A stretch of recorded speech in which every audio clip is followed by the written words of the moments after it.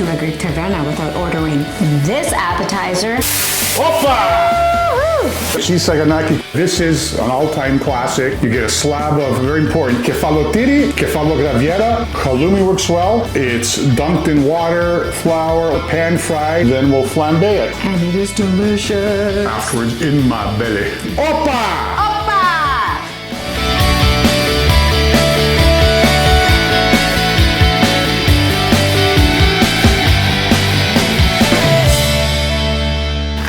We've got a Saganaki cheese. This particular one is a kefalograviera. We've got water. We got flour. What you do is you dip the cheese in flour. All right. Once. Shake. Another. More flour.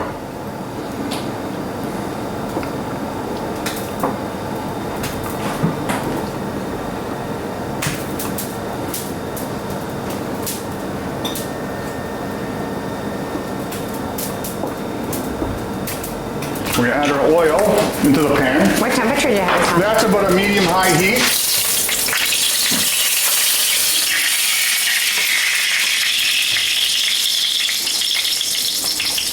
And here goes our cheese.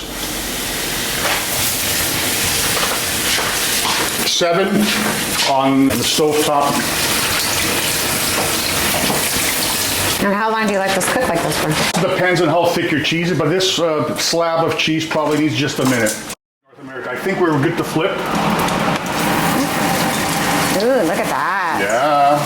Ooh, ooh, ooh. I think we're good to go. See, it's got a nice crust. All right. We got a flambé. You can use vodka, ouzo, cipro, grappa. What I'm gonna do here is drain off some excess oil that we don't need.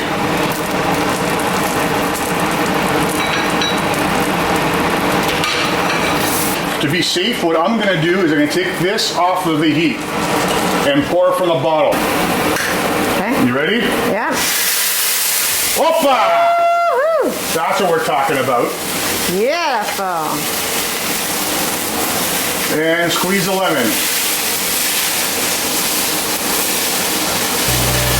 That was nice.